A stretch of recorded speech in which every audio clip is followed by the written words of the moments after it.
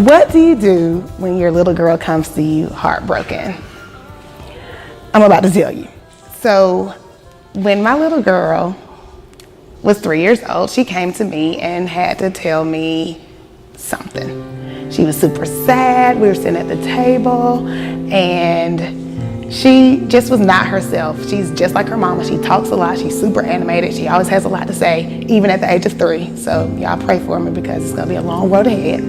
But even at the age of 3, she was normally very talkative and she was quiet that day. And I asked her what's wrong. And she said, a little girl at school told me that my brown skin was not beautiful.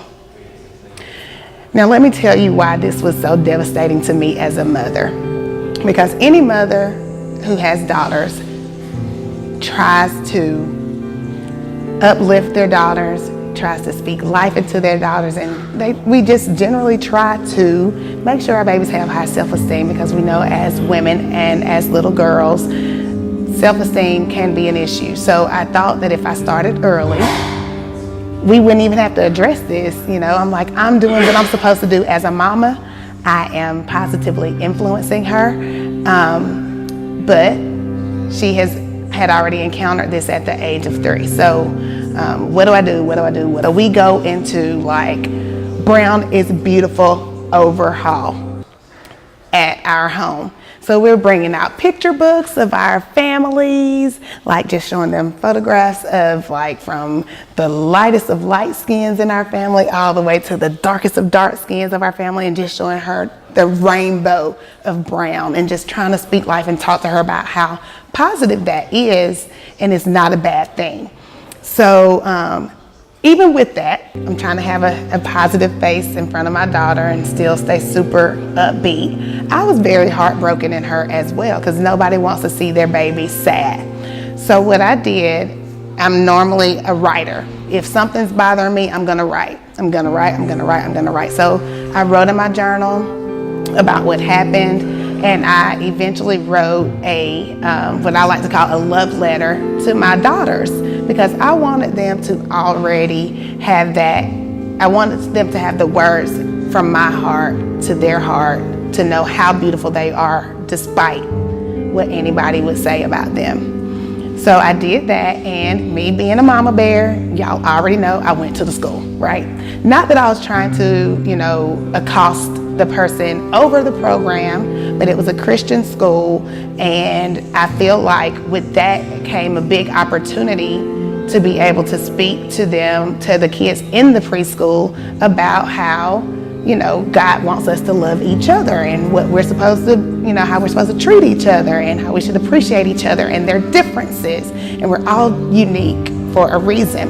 So I had the conversation with her, and she, of course, came to tears, and I said, it's not about you. This is not about you, but I want us to realize as educators, because obviously it was educator to educator, I want you to realize that you have a huge impact on the babies within your building. And if we don't talk about these things, then we're gonna end up having more of these situations where someone is bashing someone because of their race or their religion or their you know, their sexuality or whatever. We're gonna have all these issues. So we have an opportunity to talk to people about people's differences, talk to children, start young, and let them know that there's nothing wrong with being different. Shining bright. Be the light, shining bright. Okay, I was reflecting on what do I want them to feel like they see when they look in the mirror. What is it that I want them to see in themselves when they look in the mirror?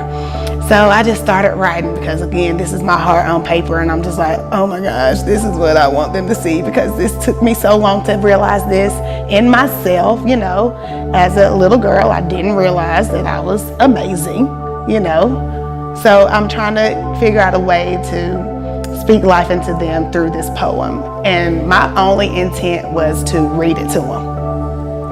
And suddenly it was dropped in my heart and my spirit to write a book, to turn, God literally told me to turn the poem into a book. And I'm like, yeah, Lord, I don't know what you're talking about. I don't know how to do that. That's not for me. You thought I was somebody else. Sorry, not gonna do that. I'm gonna read this poem to my little babies and they're gonna see the light in themselves. That's my only purpose of writing this down, and to vent. But it was one day, my cousin had just gotten diagnosed with stage 4 breast cancer, and we met at Chick-fil-A. This was after God had told me, and I told her the whole story about how I feel like I'm supposed to turn this poem into a book. And she looked at me in her eyes and said, don't wait until you have stage 4 breast cancer to do what God has told you to do. So now I'm in the middle of Chick-fil-A boo-hooing like a baby because she had just been diagnosed with that, and you know, I felt like that was words of wisdom. So I still didn't know what I was gonna do or how I was gonna do it. I had no idea. And I just prayed a lot. And after a lot of prayer and a lot of just doors opening, I was able to write Brown Girl, What Do You See?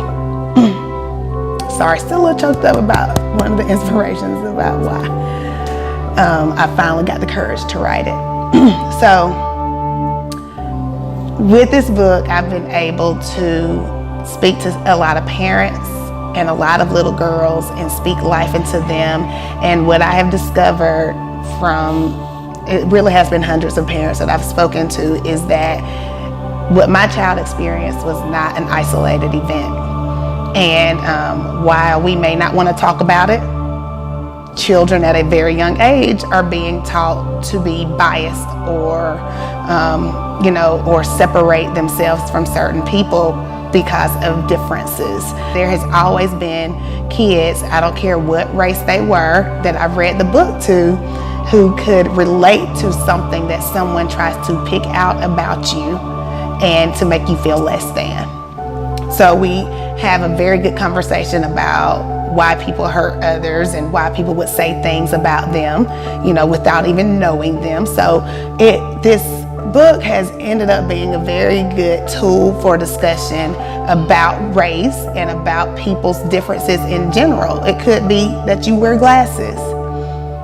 One of the things that people teased me about when I was little wasn't my brown skin, it was my big lips. And as you can see, I am not ashamed of my big lips anymore because I'm rocking red lipstick. But it's a great time, it's a great tool and a great way to start those conversations, and it can help you speak life into some kids when you recognize that maybe they're not doing so well. Maybe they are not feeling good about themselves. So it really does promote a growth mindset in children to be able to hear maybe negativity, but then being able to flip it and still love what they see when they look in the mirror. Come over here, baby. Yeah, good job. Yes. Show the product. Yes. Wait a minute. Let's get on a real page. Let's do the favorite, one of my favorite pages. Let's see. This one is one of my favorite pages. It's almost like Wakanda. I want Wakanda before. You did. Oh my gosh. It's talking about being warriors and royalty. Wakanda fight. Yes, they are. They have a thing. I don't have Wakanda. You do? Are you Black Panther? Oh gosh, I love Black Panther. And I watched that movie. You did? Flash. Oh, we got another superhero with us. Oh, okay, so look, they're smart, they're leaders, they're intuitive, they're resilient. So you'll get to talk to your parents about all those big old words, and that just means that you are powerful already.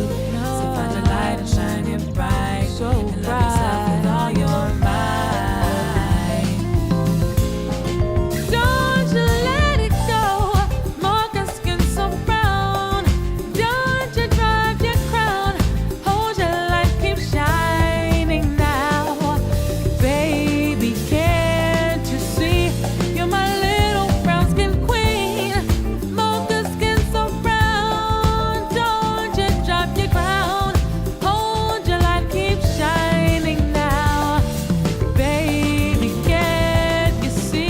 see the light shining brightly.